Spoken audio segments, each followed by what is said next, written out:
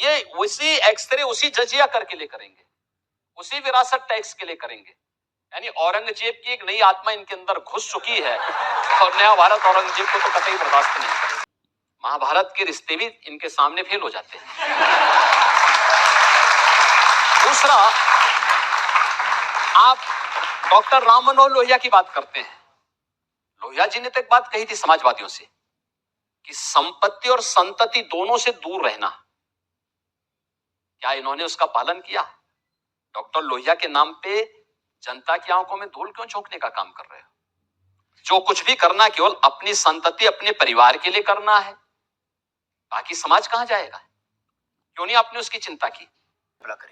Jail से bell पे छूटने के बाद अरविंद केजरीवाल जी कितना हमलावर रह पाएंगे, पहले अपना शुगर कंट्रोल कर ले। मुझे लगता है कि उनको स्वयं ही इस अपने स्वास्थ्य की चिंता कर लेनी चाहिए। Hello friends, welcome to my channel. पूरी जानकारी के लिए वीडियो पूरा जरूर देखें, स्किप करके ना देखें। का है, वो कहते हैं कि असली मुद्दों पर योगी जी बात ही नहीं करते, मोदी जी बात ही नहीं करते, इधर उधर ध्यान भटकाते हैं। देखिए, असली मुद्दे तो चुनाव के प्रारंभ में मोदी जी ने उठाए थे। भारतीय जनता पार्टी ने अपना संकल्प पत्र जो जारी किया था वह विकसित भारत और आत्मनिर्भर भारत और विकसित भारत की संकल्पना के साथ इन मुद्दों को उठाया था। हमें सत्ता प्राप्त करने के लिए कोई चुनाव नहीं लड़ रहे, हमें सत्ता चाहिए विकसित भारत की आधारशिला रखने के लिए। लेकिन कांग्रेस और इंडी गठबंधन को सत्ता चाहिए अपने परिवारों को फलने फूलने के लिए और उनको खुशहाल रखने के लिए। मुद्दों को लेकर के भटकाने का काम सबसे पहले कांग्रेस के उस न्याय पत्र ने किया जो देश के प्रत्येक अन्याय का दस्तावेज है। ये भारत को अपमानित करने वाला है। बाबा साहब भीमराव अंबेडकर के द्वारा बनाए गए संविधान को अपमानित करने वाला दस्तावेज है। भारत के विभाजन की नींव रखने वाला दस्तावेज है। भारत का तालिबानीकरण करने का दस्तावेज है। और जब ये ज्वलंत मुद्दे आएंगे जो भारत की नारी शक्ति का अपमान करे, आधी आबादी को अपमानित करे, एक तरफ नारी शक्ति अभिनंदन अधिनियम नई संसद पारित करता है और दूसरी तरफ कांग्रेस कहती है कि हम व्यक्तिगत कानून को लागू करने की स्वतंत्रता देंगे।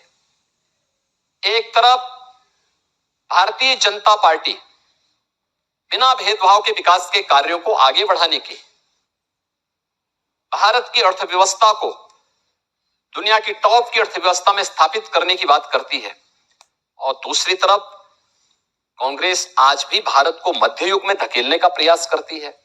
तो भटकाने का काम, अगर ये ओबीसी एससी एसटी के आरक्षण पर सेंध लगाने का काम करेंगे तो उन मुद्दों को उठाएंगे, इसका पुरजोर विरोध करेंगे। क्योंकि धार्मिक आधार पर आरक्षण भारत के संविधान की मूल भावना के विपरीत है, बाबा साहब भीमराव अंबेडकर की भावना के विपरीत है और भारतीय जनता पार्टी इसको कतई स्वीकार नहीं करेगी। दूसरा, मोदी जी विरासत के सम्मान की बात करते हैं, कांग्रेस विरासत टैक्स लगाने की बात करती है। यानी ये कांग्रेस का जजिया कर है और ये जजिया कर भारतीय जनता पार्टी नए भारत में नहीं लगाने देगी। माननीय मुख्यमंत्री जी ने जो कहा है, एक एक बात को गौर से सुनिए। मुख्यमंत्री जी ने जो कहा है वो सही है या गलत है, आप सभी कमेंट करके जरूर बताएं। माननीय मुख्यमंत्री जी को क्या कहना चाहिए था, क्या नहीं कहना चाहिए था, माननीय मुख्यमंत्री जी ने क्या सही कहा है, क्या गलत कहा है, आप सभी अपनी राय जरूर दें। तो आप सभी ये जरूर बताएं। यानी ये कांग्रेस का जजिया कर है और ये जजिया कर भारतीय जनता पार्टी नए भारत में नहीं लगाने देगी। कमाएगी, यानी कमाएंगे भारत के परिवारों के पूर्वज, ये लोग कमाएंगे और उन पे जजिया कर वसूलने के लिए कांग्रेस और समाजवादी पार्टी और एनसीपी और नेशनल कॉन्फ्रेंस जैसे दलों के लोग जाकर के इनकी आधी प्रॉपर्टी पे कब्जा कर लेंगे। क्या ये गुंडागिर्दी करने की छूट क्या सत्ता में रहकर के इनको दी जानी चाहिए? कतई एक्सरे करेंगे राहुल गांधी। हाँ, तो ये उसी एक्सरे उसी जजिया कर के लिए करेंगे, उसी विरासत टैक्स के लिए करेंगे। यानी औरंगजेब की एक नई आत्मा इनके अंदर घुस चुकी है और नया भारत औरंगजेब को तो कतई बर्दाश्त नहीं करेगा। योगी जी, उनकी शिकायत ज्यादातर इस बात पर है कि आप बार बार परिवारवाद की बात करते हैं। अखिलेश यादव कहते हैं अगर मैंने अपने परिवार वालों को टिकट दिया आपको क्या प्रॉब्लम है, आपका तो परिवार है नहीं। हाँ, तो इसीलिए ना हम यही कह रहे हैं, क्या प्रदेश में कोई और यादव नहीं थे क्या? आप दीजिए, आपकी पार्टी है, आपको अधिकार है, लेकिन क्या कोई और यादव नहीं थे? मैनपुरी में, बदायूं में, फिरोजाबाद में, कन्नौज में, आजमगढ़ में 5 यादव और पांचों एक परिवार के। कोई काका है, कोई चाचा है, कोई भतीजा है, कोई भाई है। महाभारत के रिश्ते भी इनके सामने फेल हो जाते हैं। दूसरा, आप डॉक्टर राम मनोहर लोहिया की बात करते हैं। लोहिया जी ने तो एक बात कही थी समाजवादियों से कि संपत्ति और संतति दोनों से दूर रहना। क्या इन्होंने उसका पालन किया? डॉक्टर लोहिया के नाम पे जनता की आंखों में धूल क्यों झोंकने का काम कर रहे हो? जो कुछ भी करना केवल अपनी संतति, अपने परिवार के लिए करना है, बाकी समाज कहां जाएगा? क्यों नहीं आपने उसकी चिंता की? और कांग्रेस भी वही कर रही है। कांग्रेस के तो एक मंत्री है, फॉर्मर मिनिस्टर कांतिलाल भूरिया, पूर्व मंत्री, उन्होंने कहा कि हमने 1 लाख रुपए पत्नी को देने का वादा किया है, जिसकी 2 पत्नियां होंगी तो 2 लाख मिलेंगे। मैं क्या कह रहा हूं ना, कांग्रेस से ये उम्मीद करना कि वह देश के हित में कोई कार्य करे, ये अपने आप में बेईमानी होगी। और इसीलिए मैंने कहा ना कि इनके लिए अपना परिवार महत्वपूर्ण है, हमारे लिए देश महत्वपूर्ण है। इसलिए भारतीय जनता पार्टी ने नेशन फर्स्ट की बात कही है, क्योंकि मोदी जी के लिए 140 करोड़ का भारत ही परिवार है, मेरे लिए 25 करोड़ का उत्तर प्रदेश ही परिवार है। इसलिए व्यक्तिगत परिवार की चिंता किए बगैर हम पूरे प्रदेश की चिंता करेंगे। आजकल रायबरेली में परिवार की काफी चिंता हो रही है। जब प्रियंका गांधी वह भाषण देती है तो कहती है कि मां शहीद हुई तो बेटा खड़ा हो गया, बेटा शहीद हुआ तो उसकी विधवा पत्नी खड़ी हो गई, हम इस देश के लिए शहादत देते रहेंगे। हाँ, कांग्रेस तो ये बोलेगी, क्योंकि उन्होंने लोगों की भावनाओं के साथ यही सब खिलवाड़ करके देश को हमेशा गुमराह किया है। लेकिन इस बार अमेठी और रायबरेली की जनता भी इनको बहुत जोरदार जवाब देने वाली है। अमेठी की जनता पिछली बार ही जवाब दे चुकी है, रायबरेली की जनता भी इस बार इनको जवाब देगी। परिवारवादी राजनीति के दिन लग चुके हैं। नया भारत नेशन फर्स्ट के साथ खड़ा है, फैमिली फर्स्ट के साथ नहीं।